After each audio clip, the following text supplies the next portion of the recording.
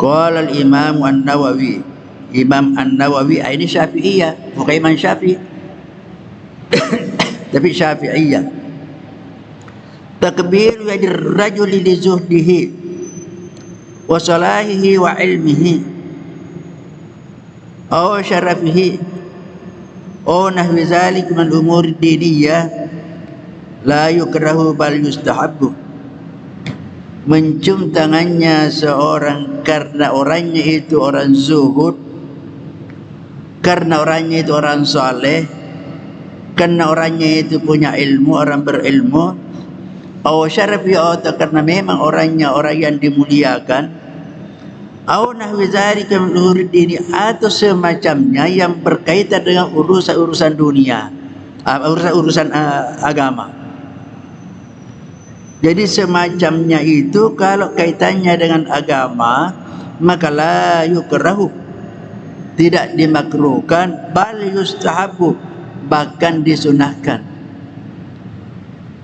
Yustahabu itu dalam bahasa Arab sangat dipujikan, sehingga orang biasa ketika disunahkan, karena hal itu yang sangat-sangat terpuji. Fa in kana lijinahu aw syaukatihi aw jahihi inda ahli dunya wa makruhun syadidul karaha. Tetapi kalau mencium tangannya orang karena kekayaannya, karena kekuasaannya, karena jabatannya, maka famakruhun syadidul karaha, maka sangat-sangat dimakruhkan, sangat-sangat dimakruhkan.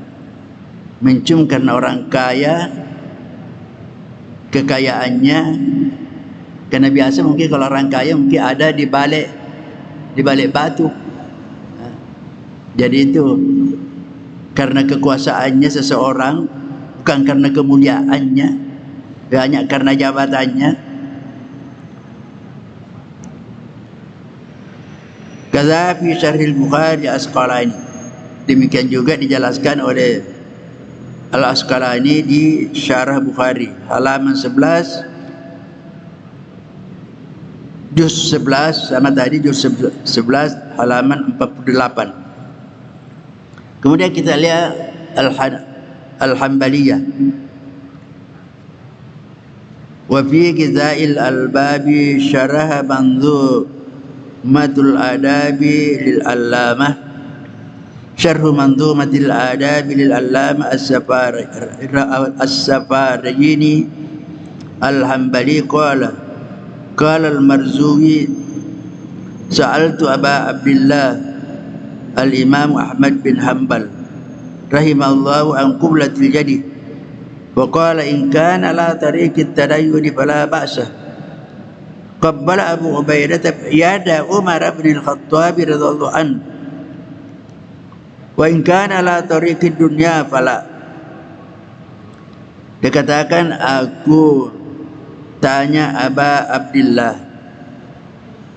Siapa itu Aba Abdillah? Al-Imam Ahmad bin Hanbal. Jadi Imam Ahmad bin Hanbal ada anaknya namanya Abdullah, dan inilah anaknya Abdullah yang menyusun kitab hadis yang Musnad Ahmad, yang berjilid-jilid juga. Jadi pernah ditanya Imam Ahmad bin Hanbal, yaitu anaknya Aba Abdillah namanya, rahimahullah ta'ala, an qublatil yadi, tentang hukumnya mencium tangan. Faqala, dia katakan, in kana ala tariqit tadayyuni fala ba'sa, kalau mencium itu dengan jalan karena berdasarkan agama, fala ba'sa, tidak apa-apa.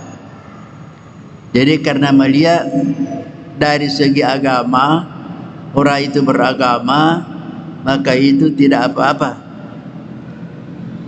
Kenapa? Katanya qabbala Abu Ubaidah yada Umar bin Al-Khattab anhuma, karena Abu Ubaidah juga seorang sahabat, ia pernah mencium tangannya Umar bin Al-Khattab radhiyallahu anhuma. Wa in kana la tariqid dunya fala. Tetapi kalau mencium tangannya seorang karena ada urusan dunia atau karena ada berkaitan dengan urusan dunia, bukan urusan agama, maka tidak boleh. Itu menurut mazhab Hambali. Wa ahsanu ma qila fi takbir yadi qaul Ibn Syarif al-Hakim.